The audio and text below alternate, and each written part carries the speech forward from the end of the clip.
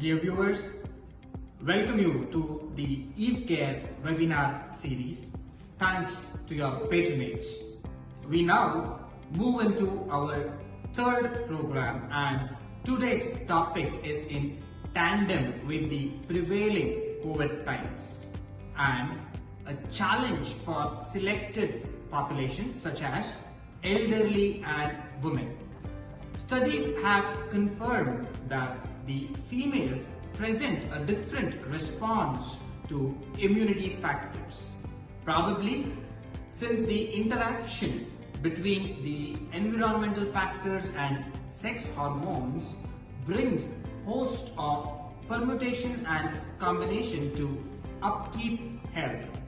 Circadian response, for instance, and the problem may compound during pregnancy. Researchers have found that the opportunistic infections tend to invade the female reproductive tract during certain windows of vulnerability. Understanding the regulatory control could increase our understanding of the spectrum of autoimmune diseases, many of which are more common in women than in men. We feel that it is valuable and well-timed to review the broad variety of the relevant physiological and pathological aspects from menarche to menopause in which immune system takes part. In lieu of our webinar for integration, we would like to explore the best from both the systems to address this. We sense an urgent need to bring your attention on the same in this troubled times. So our discourse for the session is on role of immunity in OBG. Our today's speakers, Dr. Lakshmi Priya De and Dr. Srimati Raman, will elucidate their views on the same. Let's now hear Dr. Srimati Raman, MRCOG UK, who is also a consultant at Rangadore Memorial Hospital, Bengaluru. Hello everybody, I am Dr. Srimati from Rangadore Hospital, Bangalore. I should thank Dr. Shreyas and Himalayas for having thought about this unique concept of integrated approach and having approached me to speak about immunity. So I think no other topic speaks more about the importance of integrated approach than this topic of immunity in obs and gynae. So yes. So why are we so perplexed or fascinated about immunity in pregnancy or in obs and gynae? Is because this immunological problem of pregnancy, how a pregnant mother is able to keep within herself for many months a fetus which is completely, sort of different to the mother, is a very fascinating topic. And this was, like late 1950s, Prof. Brown was saying, it is very astonishing that we have not paid much attention to this concept in reproductive medicine. But I don't think we can say that we are not giving much attention, but even giving so much of attention, I think our understanding is still very basic. There are lots of pieces of the puzzle which are still missing. We are still chasing our shadows and trying to understand. And so I think an integrated approach helps us to understand this better.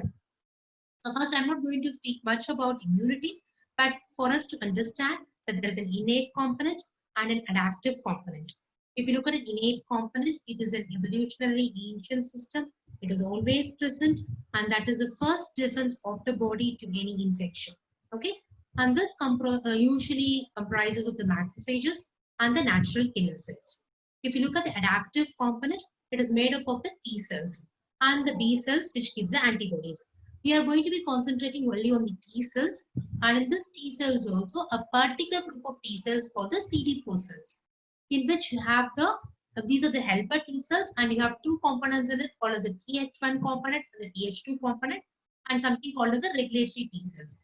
I mean, I know it is very complicated, it's very complex, but I just want you to keep in mind two: Th1, Th2, and Treg, and how they balance between them helps in maintaining the pregnancy. Okay, so we have been sort of trying to understand this, and there have been various theories which have been put forth. First was that there is a physical separation of the fetus and the immune system, and they then later on went on to say it is because the fetus is basically has got an attenuated antigenicity. Then they said no, no, no, it is because the mother's immune system is suppressed. So now we have evolved, and the current concept is like an integrated model. We say it is a mother, the fetus, and the placenta, all of them acting together in an integrated fashion to help support this pregnancy. Also, the innate component and the adaptive component together they act and help in continuation of the pregnancy. So, what is the current thought? Have a shift in the cytokines. I did tell you about the Th2 cells, isn't it? So the Th2 cells are to a certain extent beneficial, though they can create some autoimmune problems in the mother, but they are generally thought of to be beneficial compared to the Th1 helper cells. So this dominance of the Th2 compared to the Th1 cell is one concept. The other concept is that the expression of antigens by the trophoblast is a completely different kind of antigens. So that diminishes the chances of the mother creating an immune response. Also, the innate component plays an important role along with the female sex hormones, especially the progestins, which play a very important role in the remodeling and the development of the placenta. These are the current thoughts. So even if you do not take home much, what I would want you to understand is there is a different kind of expression of HLA, and both innate and adaptive system are important. So this is what I'm saying. A balance in life is very, very important for anything. Okay, a balance. And here, this is what is actually the key. The balance and how the Th1 and the Treg cells interact plays an important role. If you have a pro-tolerant attitude, an anti-inflammatory attitude, then the pregnancy continues. Whereas if you have more of the Th1 component, which is actually the bad immune component, then it results in a disruption of the pregnancy. Okay, so and this concept also helps us understand why a few autoimmune disorders actually are better for pregnancy and a few of them are bad. So if you look at rheumatoid arthritis, multiple sclerosis, the predominant autoimmune mechanism is a Th1 mechanism. And what did we say? The Th1 is suppressed. So these autoimmune diseases, they improve in pregnancy. The Th2 type of response, which is the lupus, they actually may get worsened because the Th2 type generally tends to be overactive during pregnancy. Okay, I mean, it might sound very complex, but it is just for us to understand why some autoimmune problems actually do not get better. Because if you say pregnancy is an immunosuppressive state, then you would expect all autoimmune disorders to become better. So this is a reason why it has happened. Okay. So now if you go back to the menstrual cycle, we all are familiar with the changes which happen in the ovary, changes which happen in the endometrium in the gross level and in the molecular level. But we do not think what is happening in the immunological level. There are so many orchestrated changes which happen in the menstrual cycle during the various phases in the immune cells, as you can see, that there is a fine balance which is maintained in these immune cells, which basically prepares the womb even before conception that there is going to be a potential embryo which is going to come and get implanted. If that doesn't happen, at the end of the menstrual cycle, menstruation happens. This can sometimes be called like the cry of the uterus because it's crying because there is no embryo which has been implanted. The extensive remodeling happens in every menstrual cycle in preparation for the pregnancy. Okay, so if this gets dysregulated, this becomes the root cause for all pregnancy complications, right from infertility, miscarriages, implantation failure to preeclampsia, IUGR.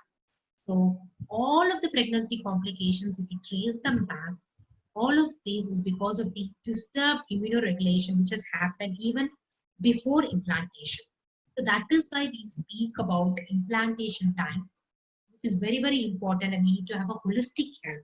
I think Ayurveda has, I mean, I'm not an expert in it. I cannot be speaking about it, but I'm sure in the talk by the Ayurvedic expert, they'll be speaking about all these concepts. And they have, I mean, it shows how clearly they have understood the importance of this period.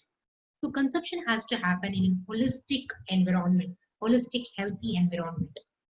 Okay, so this sort of has now caught upon, and now we are saying that we have to do what is called as an extended inverted pyramid of care, meaning right from pre-conceptual period, we look at the health of the couple so that we have a healthy progeny.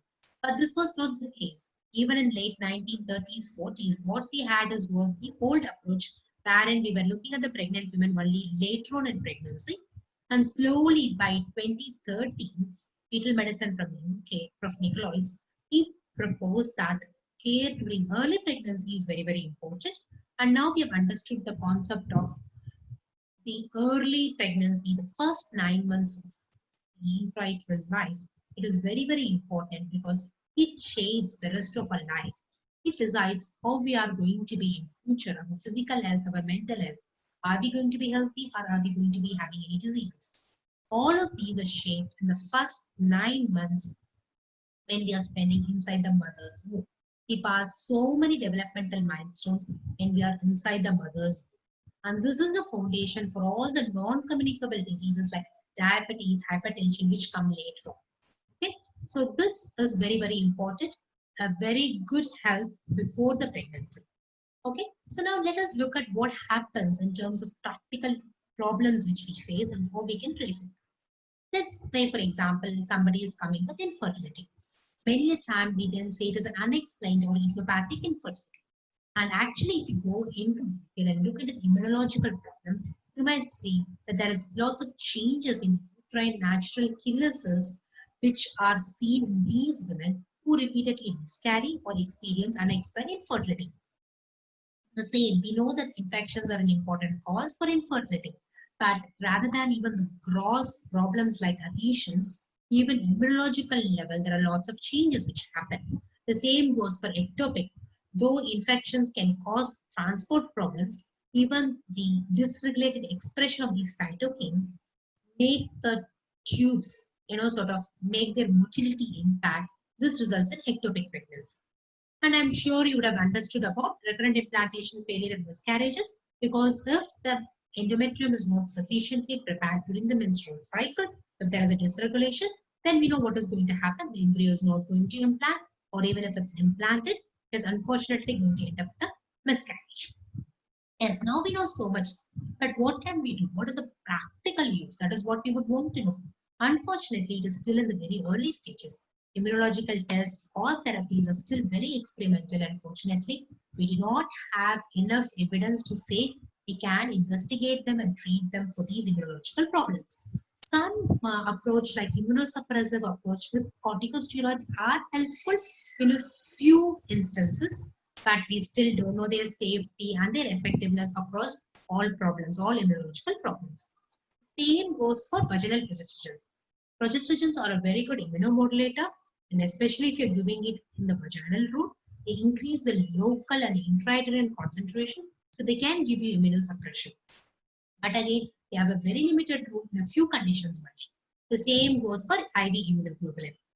They did try whether we improve the immune system by giving leukocyte immunization, whether we can improve it. But unfortunately, it was fraught with more complications and side effects, so it is not recommended.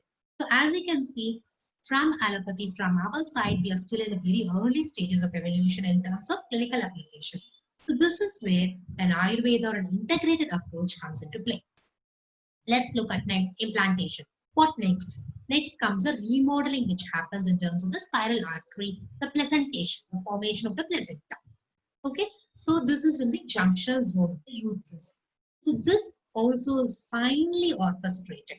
So if there is a defective interaction between the trophoblastic tissue and the maternal decidua, if there is a dysregulation of the innate immune system, that is a complement of the natural killer cells, or if there is an imbalance in the T cells, which we were speaking about before.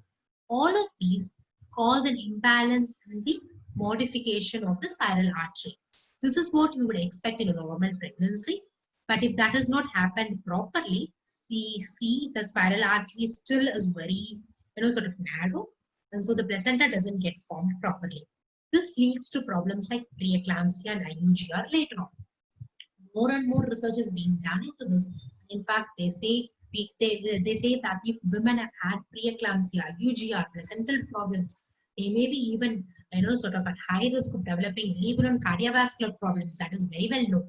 Even up to vascular dementia, they say this could be a predictor. So we know that there could be a relationship between these, but how can we utilize it? How can we modulate it? Unfortunately, we do not have much evidence for that. So if you look at autoimmune diseases, we discussed about that before. These women are at high risk of pregnancy problems. Why? Because already the immune system is in a disarray. There is an imbalance. And further, if they have antibodies like antiphospholipid antibodies, they target the trophoblast. They elevate the inflammatory cytokines. They have an adverse effect on the complements, causing them to deposit, because of which you have adverse placenta, because of which they have later complications like preeclampsia. Unfortunately, we see only the outcome as preeclampsia and IUGR when already the disease in the placenta is very advanced that we cannot do much about it. Okay, so we can control to a certain extent once the disease is found. But to prevent it, you will have to go back to pre-pregnancy or to the implantation period. So for which aspirin to a certain extent is helpful, HCQ in some autoimmune problems. But again, we are now very limited. Apart from this, our role of immunomodulation is very limited. So here again, the concept of an integrated approach using Ayurvedic concepts would be very helpful. More and more, we now realize that the father plays a very important role. The seminal plasma has got lots of beneficial effects as well as harmful effects. We used to always say, there are some problems if it's a early parenthood. So they have got married and immediately become pregnant. The chances of having a preeclampsia in the mother is very, very high. So this again has got immunological basis, because if there is lack of prior repeated intercourse, then what they say is the mother is not immune to the seminal plasma. There is a immune dysregulation, because of which placentation gets. Okay, so more and more the father's importance, the role of the semen is also being now understood. And again, this has been a very important concept in Ayurveda. Then moving forward, how does labor happen? Here again, the balance of the pro-inflammation, anti-inflammation becomes more into a pro-inflammatory process so that the baby gets delivered. Okay, this again is a finely orchestrated mechanism, because nature knows when the baby has to come in at the end of 9 months at 40 weeks. But say if this balance gets affected before, then they end up having a preterm labor. So here again, there are various theories for parturition, but now we know that the placenta, fetus, the mother, all of them work together in unison so that labor starts. Okay, so infections. Is pregnancy, sort of predisposes women to be, to having infections? Basically, as we saw before, there is a modulation of the immune system. So sometimes a few microorganisms may elicit a different kind of a response. Say, for example, we have now this coronavirus. Coronavirus, we know that it is not very bad, or at least as we stand now, in pregnant women. But earlier on, we had the SARS infection, which was back about 10 years ago, that had worse outcome in pregnant women. So it's possibly dependent upon the response of the mother, and also depends upon the stage of the pregnancy. Okay, so this is sort of uniform to various infections. So now if the mother has an infection, there is a response. The macrophages, the cytokines, they come to act upon the virus or the microorganism. Sometimes these can then, sort of result in preterm labor. Even if they don't result in preterm labor, these cytokines, they can actually affect the development of the fetal brain. So this is a major problem, which is called as a fetal inflammatory response syndrome. So even if the virus doesn't affect the baby, the response of the mother, the cytokines, they can go and cause lots of changes, periventricular leukomalacia, and lots of changes, which then result in neurodevelopmental problems in the long term. So in this way, lots of maternal influences, infections, how the mother's nutrition is, what kind of a health she has, all of these conditions during pregnancy affect the fetal development, both short term and the long term. So this is why we are now saying that it is important that we have a life cycle and a lifestyle approach, because a pregnant woman, if she is in good health, she brings out a good child who then has a health, grows up to be a healthy young woman. She then produces healthy progeny. If anyway this arrow gets broken or gets affected, then this goes into a vicious cycle. So this is what I was discussing before. So there is a prenatal exposure. So basically, any infection, any toxins, any kind of a maternal abnormality affects the immune system of the child, who then gets exposed to the various postnatal, exposures like sugar, antibiotics, steroids, etc., etc. In an already dysregulated immune environment, these exposures cause lots of problems in the child. So it's like a two-hit hypothesis. That is basically a problem, a prenatal exposure, and then the postnatal environment actually makes it worse. So more and more, we look at the concept of microbiomes. So now what we understand is they play a very critical role. As you can see here, gut dysbiosis and the microbiomes, they play a very central role in this immune dysregulation.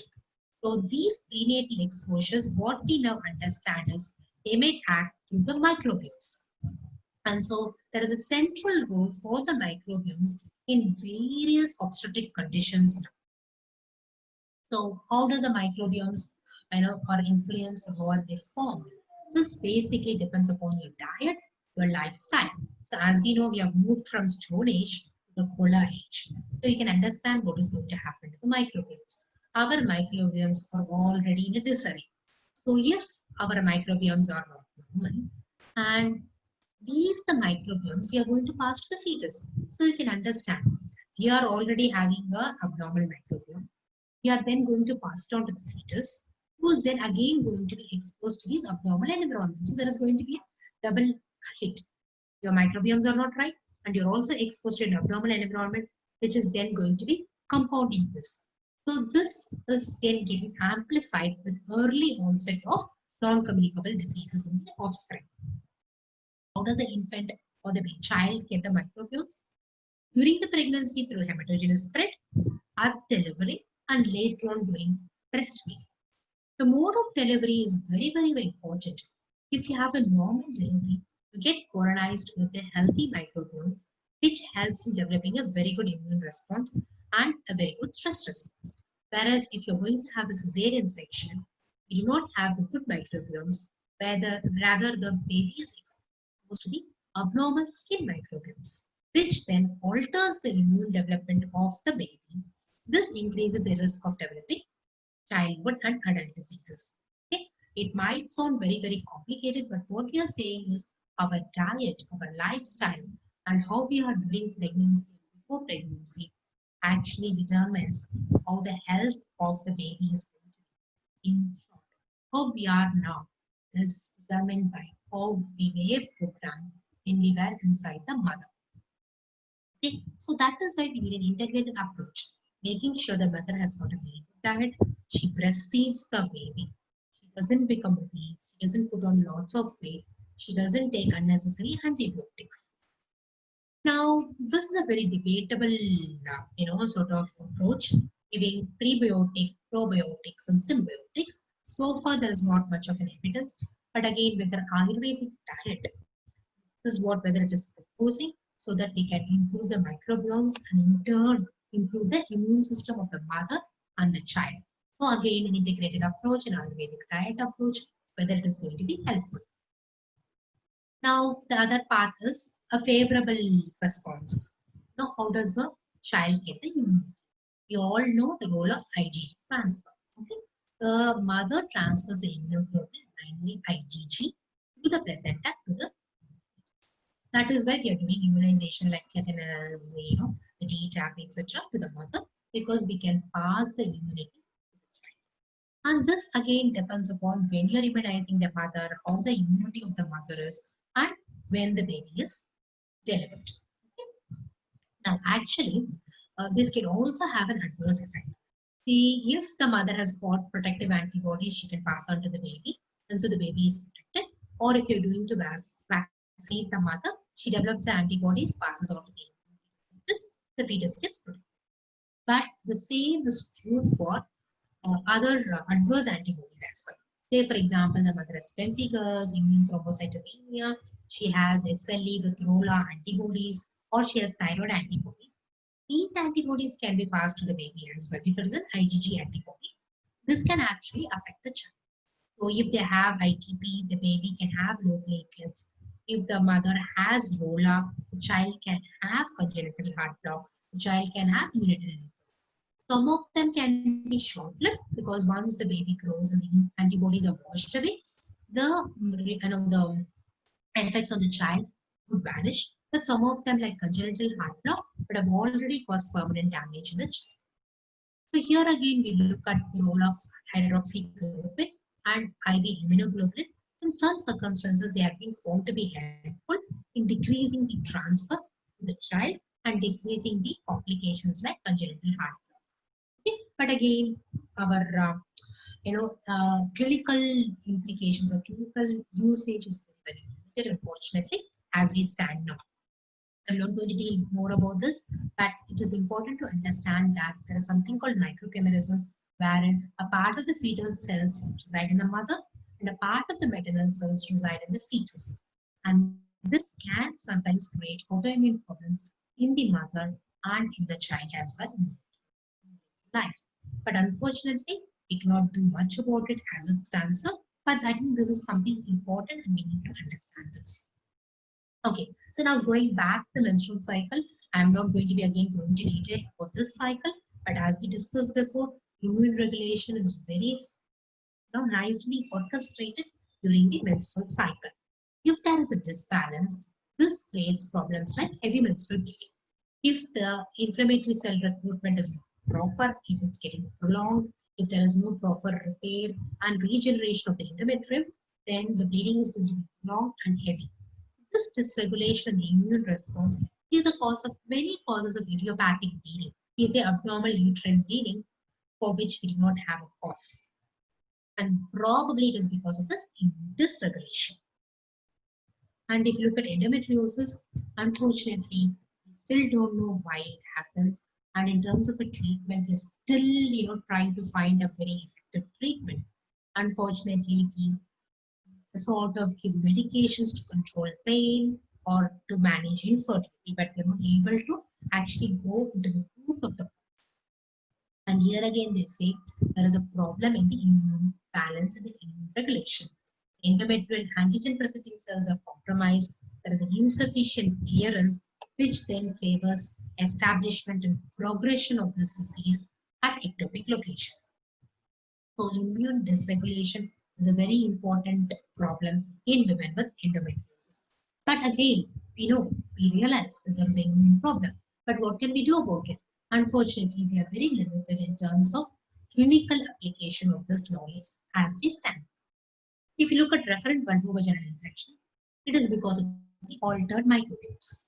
If the microbiomes are altered, if the normal lactobacillus flora of the vagina is getting altered, if you have a pathogenic microbiome, then the innate immunity of the vagina is compromised. This then compromises the adaptive immunity. This makes them susceptible to vulvovaginal infections. So this can be a gynae problem, or sometimes these infections can cause preterm labor, preterm rupture of membranes in the pregnancy as well. So here again, we are speaking about probiotic supplementation using yogurts, etc. But again, allopathy has very limited, sort of clinical, what shall I say, treatment options. Here again, maybe a combined integrated approach is going to be helpful. So coming to the final, sort of few slides. Immune system in pregnancy is a very unique and very complex mechanism which we are still sort of trying to unravel. It's like a box which we keep unraveling and we still find that there is a mystery behind it. Okay, we still don't know, but what we know is that there is an altered maternal response, and this altered immunity is the cause for major reproductive conditions. right from infertility to preterm birth to IUG. And we also now understand more and more this altered immunity can contribute to the maternal health as well as the offspring health in future. Say, for example, asthma, allergy, or cardiovascular problems like diabetes, hypertension in the child as well as in the mother, because the mother's later health is determined by how her pregnancy has been. It's like a stress test. So we understand all these things, but unfortunately, the therapeutic role, the clinical role for this is very, very limited as we stand now. We are now trying to implement it in cancer treatment. We are looking at tumor-specific antibodies which can be used for treating a few cancers. We are also using vaccines, for example, HPV, which is useful for prophylaxis in cervical cancer, BCG vaccine, which has been attempted in bladder cancer. But we are also trying to look at medications which can improve this immune adaptation so that we can better the pregnancy outcomes. But unfortunately, we do not have a very good answer to this. Though we use aspirin and HCQ, we are very limited in the repertoire of medications. Also, this understanding would help us manage women or even anybody having transplants, how we can better match the transplant, and also how we can adapt the immune system so that rejection is affected. Yeah, last few slides, I'm finishing. So, and it was also helpful for immunomodulation in autoimmune diseases. Unfortunately, we still are in the very early stages. So, integrative medicine plays a very important role in this improvement of maternal health and women's health. Matru Swasthya, Loka Swasthya. Let's work together improving maternal health, women's health, and so overall the health of humanity. Thank you. Let's now hear Dr. Lakshmi Priya Dev, who is a professor, ex-dean and head of the department of the postgraduate studies in Prasuti Tantra and Stri Roga, IPGTRA, Jamnagar, Gujarat. Hello everybody.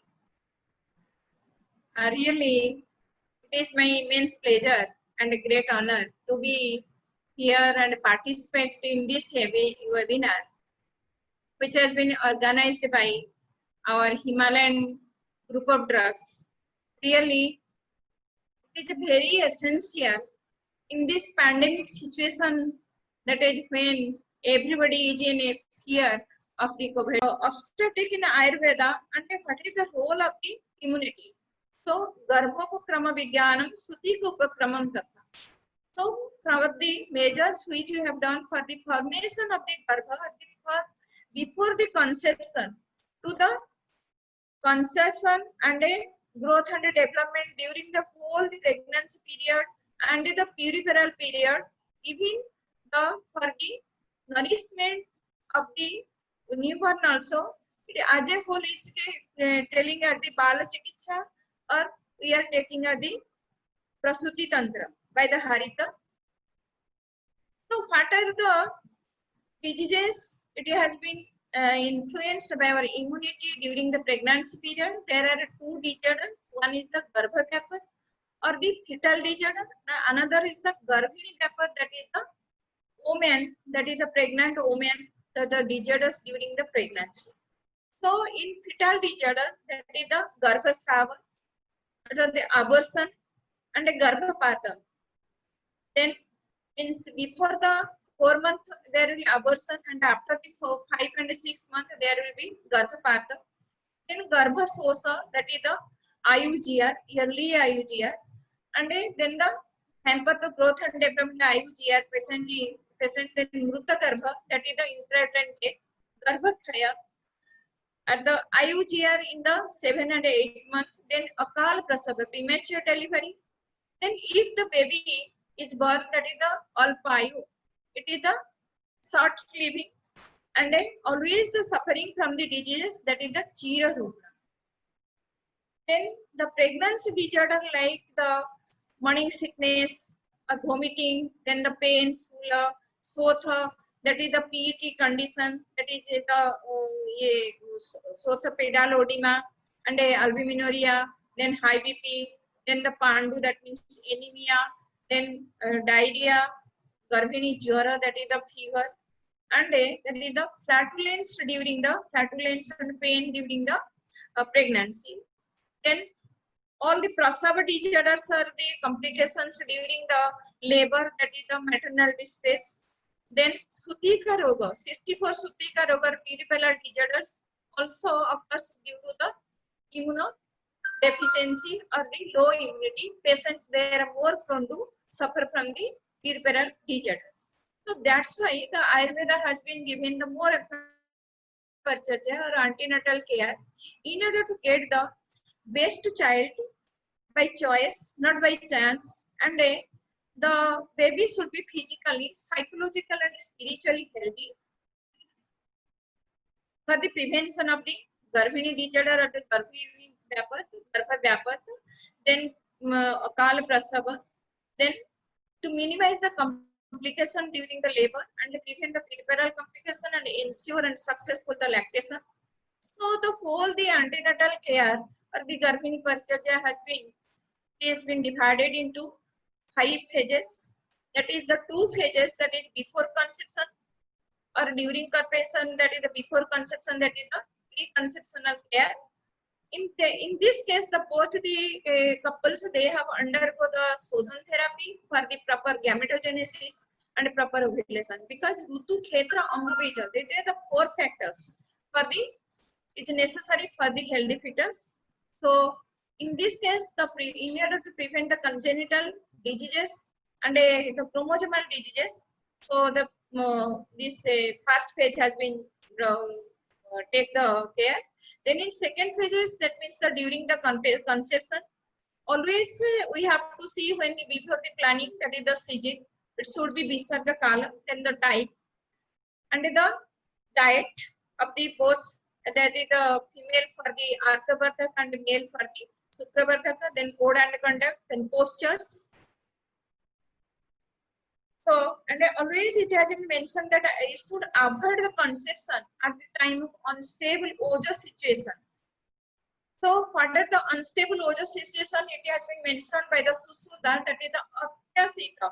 If you take the heavy diet, then during the Yudhita, that means when you are hungry, when you are in fast, then you are in very fear, and you are in a soka, very crying, and then through the anger. So in these conditions, if you do the coitus, and if there will be, may not be conception, and if there is conception, there can be guna praja there. There is a defective fetus. So we have to avoid, and then ati bala, ati brutha. Those are very teenage and very old age, and they are having suffering from the diseases. Vikara upasrustam varjay. So at that time, the pregnancy should be postponed or pregnancy should not be planned. But so we can compare in this COVID-19 pandemic situation that the couples should be aware that should not be planned for the conception. Otherwise, it will be produce a defective baby, which will be a very burden to them and to society and to nation also. So after the conception, then again 3 phases, in the 3 stages, the Garvini Paricharya has been mentioned, that is the before Dahuda Avastha, that is the first month to 3 months, and then Sarvanga Sampurna Avavastha, that is the from the 4th month to 7th month, and then there is the Ojavastha, that is the 8 to 9 months. In this month, this 8 to 9 months, it is mainly the immunoformation or the immunity developed in the fetus. So that's why in the this is the before the Dahruda Avastha, that is the it has been mentioned giving the medicated milk and Garbhasthapaka, Garbhaposaka drugs, and mainly the Rakta Pitta Samaka. So you see that is the milk. Milk is the best rasayana which has been mentioned by the Ayurvedic Acharyas to the pregnant lady. Then for the growth and development, that is for 4 months to the 7th month, that is having given all the type of Bruhaniya diets and a Hrudya Annapa. Then Jangal Mansarasa. So it has been mentioned for the proper growth and development of the fetus. Then again, if you see, that is the Ojavastha, that is the 8 and the 9 months, that is the Deepaniya Kruta Khira Javagu Hansarasa Sinidha Javagu. So it has been mentioned that maximum ghee has to be given. So under ghee we know that it is the best immuno booster for the fetus and for the mother. And if part of the diet has been taken by the mother, that it has been influenced to the fetus for the growth and the development. So immunobooster measures again for the prevention of the gynecological disorder, which is mentioned by our Ayurvedic acharyas. That is some the specific care like Rajakalacharya during the menstruation, Rutukalacharya, the ovulatory period, then Garbhini Paricharya, that is the antenatal care, Prasava Paricharya, labor care, Sutika Paricharya, that is the care during the peripheral stage. And some sanskaras has been also mentioned, that Punsavan sanskara. Now we are just banned due to this our PNDT Act, but actually the Punsavan sanskara is not for the sex only. It is also for the Garbhasthapaka, which we have done here, the research work I will show. And the Simontunan sanskara at the 7th month, that is to give all the type of the mixed diets to the mother, so that the deficiency, if anything, then it will be neutralized. Then I think in my view that in 8th month, instead of giving the after the birth, if you give the Suvarna Prasana in the 8th month onwards, I am giving the Suvarna Basmamantiras weekly once, and there will be the best immuno booster, and the babies and the mothers, it will be immuno system will be the best, and the baby will be the prevent from the diseases. Then the Jatakarma Sanskara, so before the umbilical cord cutting.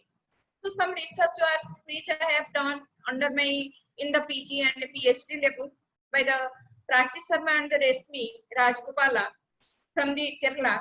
Then two MD scholars they have done with this Rasayan therapy during the Urve Vayasi Madhyama, that is the first trimester, and the comparing with the micronized progesterone. And in Resmi, we have also added the Punsavan Sanskara along with this Rasayan therapy. And we have got very excellent result comparing to the micronized progesterone, which is given by the modern physicians as a supportive one. So in this case, we have never got any abortion. It is the continuation of the pregnancy and minimizing the complication during the first trimester. And no any defective baby or placental defect we have seen any type of problem to the baby. We have been those after the delivery we have been noted. And then the third trimester, when the IUGR baby they are diagnosed by the this sonography, and even amniotic fluid index is less in oligohydramnios case. When we are giving in Basti for the Arjuna Satavari Bala as the medicated milk as Basti for the 10 days, then there will be 600 to 800 grams of the fetal weight is increasing within the 10 days, and the A5 is increasing. So we should practice this medicated milk which has been mentioned in Ayurveda for the IUGR cases, and it is also the immunobooster. So ongoing PhD work which we have done, and the MS, that is the PhD work of the Rasayan drugs during the second trimester. So many BOH cases we have been giving the fetal cardiac defect test which has been diagnosed by the ultrasound. In that case also we have given some Rasayan drugs along with some cold preparations, and we have got the after the delivery, then the baby was healthy, and after we have been examined, then it was also no any cardiac disease. So we can use the Rasayan therapy as a immunobooster under the prevention of the intrauterine fetal disorders. Then Kasmaradi Kruta, in case of the recurrent abortion, we have been used, and it is comparing to that of the micronized progesterone, we got the better result in the Kasmaradi Kruta.